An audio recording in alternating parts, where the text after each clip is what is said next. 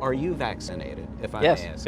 Yeah. I mean, I'm very pro-vaccination. I believe the science is unequivocal. Yeah. I treat it to that effect. But by the same token, I am against forcing people to be vaccinated. You know, I think this is just not something we should do in America.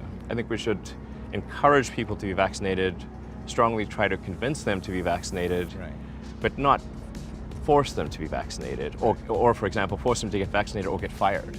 If you are new here, subscribe to the channel and click the bell icon so you don't miss any upcoming videos. If you like the content, appreciate it by giving it a thumbs up and sharing your views in the comments down below. Okay, all right, all good. So, which living person do you most admire? I admire anyone who is making a positive contribution to humanity, whether that is in entertainment or in technology, or I think anyone who's sort of doing things that are really useful to the rest of humanity is, I admire them greatly.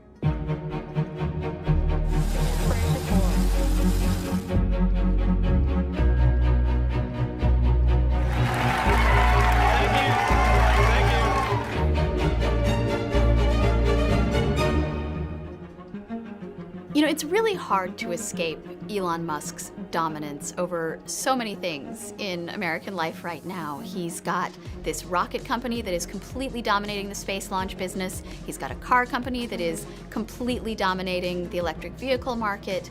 He's got 65 million Twitter followers, and he likes to make weird jokes and set people off. And sometimes with a single tweet, he can control the stock market or the value of various different cryptocurrencies. So this is a man who's just sort of become ever present across a lot of different sectors. And this was really the year that he came into his own. His goal is to make humanity a multi-planet species, and at a time in which NASA has abdicated its operations to put people in low Earth orbit, and for the time being at least, put people on other worlds, SpaceX has stepped in like no other private company before it around the world. So, Elon Musk's wealth is largely tied up in Tesla stock. He is not only the CEO, he is its largest shareholder. And Tesla is one of the most valuable companies in the country. Its market value is more than $1 trillion. And his wealth is sort of tied up in that company.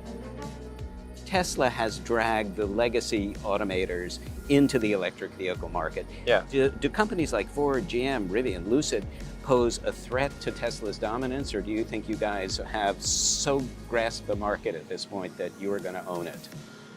Well, if somebody makes better cars than we do, then and they then sell more cars than we do, I think that's totally fine. Our intent with Tesla was always that we would serve as an example to the car industry, and that and hope that they also make electric cars so that we can accelerate the transition to sustainable energy. I'm confident in the future in Tesla, that it will do well, and I hope some of these other companies do well too. Earlier this year, this Tesla crashed into a highway divider in California, killing the driver. Another slammed into a parked fire truck in Utah. Both had the autopilot feature on.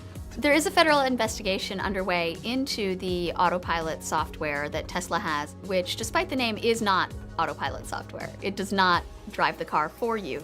And people inside Tesla have expressed a lot of skepticism about whether the company's technology is eventually going to be able to get there. Are the cars safe? I mean, should I feel comfortable getting behind the wheel of a Tesla and saying, drive me where I need to go?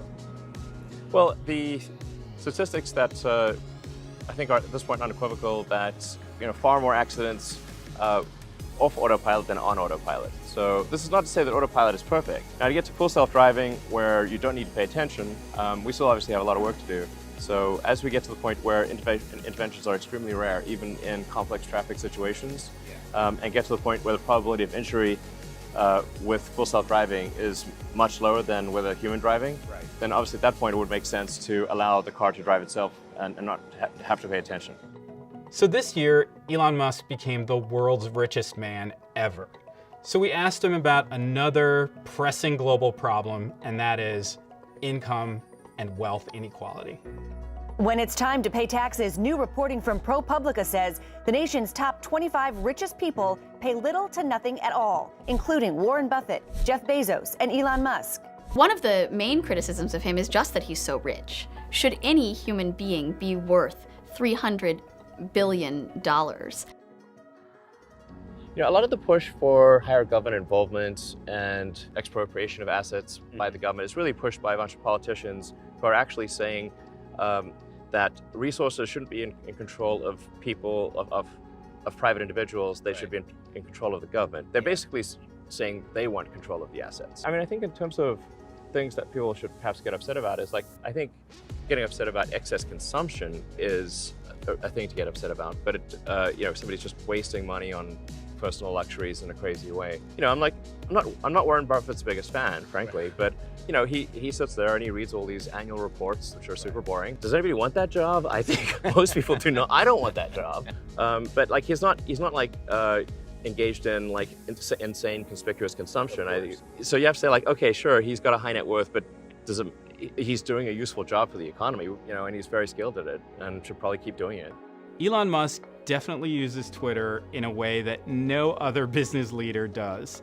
And it's gotten him into a lot of trouble in recent years. His Twitter feed is juvenile, to say the least. He has insulted some important people in really immature ways. But when a person with 65 million followers and $300 billion is just having fun, that tends to create ripples in the larger pond.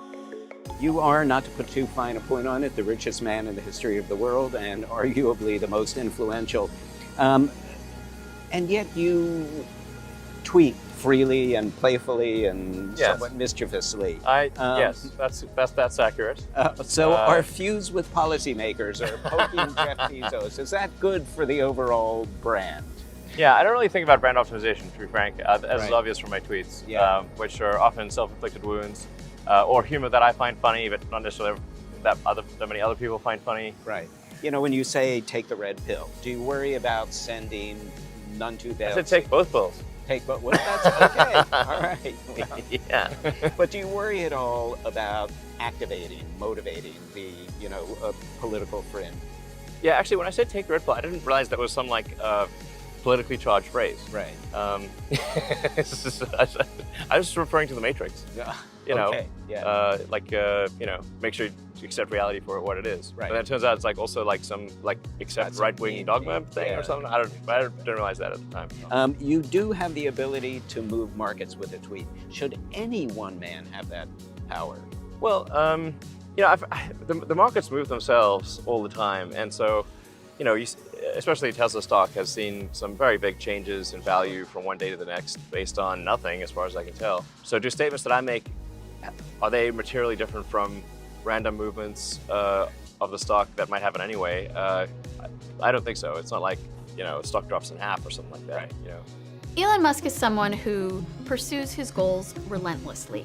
And I think that does sometimes make him blind to the potential human toll, the potential human cost that can create for some of the people who get sort of ground up in the gears of the things he's trying to do. You've made statements downplaying COVID-19. You kept your factories open, running at the height of the pandemic.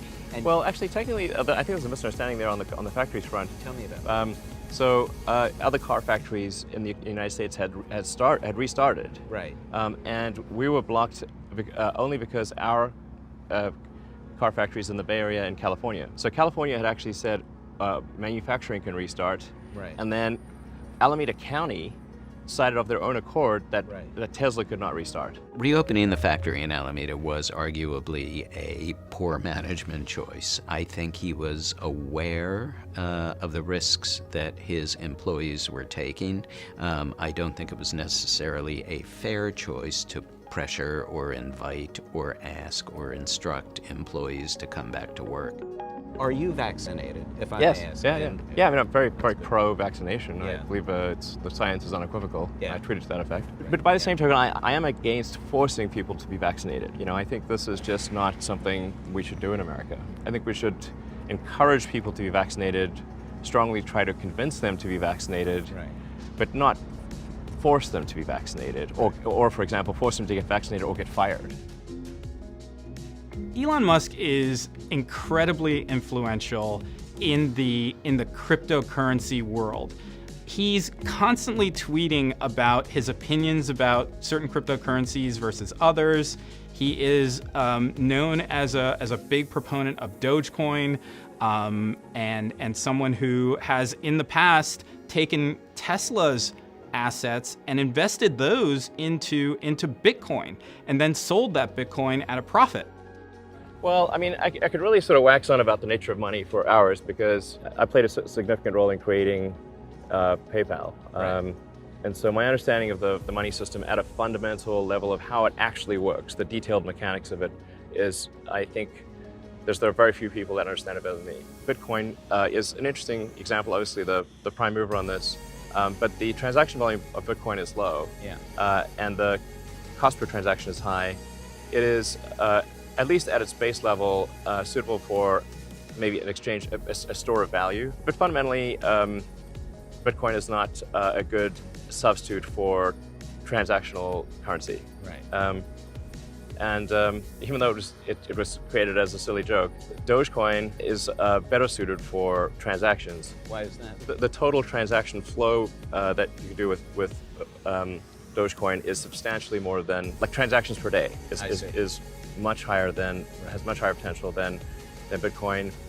It is slightly inflationary, but that inflationary number is a fixed number as opposed to a percentage. Right. So that means over time, its percentage inflation actually decreases. And that's actually good because it encourages people to spend, and rather than sort of hoard it as a store of value. I'm going to switch to a personal question a little bit, if you're okay with that. Yeah, sure. So what happened with Grimes, and do you have a new girlfriend? Oh, man. Someone new. I know, here we are with our Here we somewhat go. different approach. Grimes and I let's say, like, semi-separated, like, it's just that her work has her just being in different places a lot versus my work. We weren't seeing each other that much. Yeah, we're still good friends, and I do not have a new girlfriend or anything. Okay. Yeah. I mean, this place is basically like a technology monastery, Technology monastery. Yeah. Like the way you put that.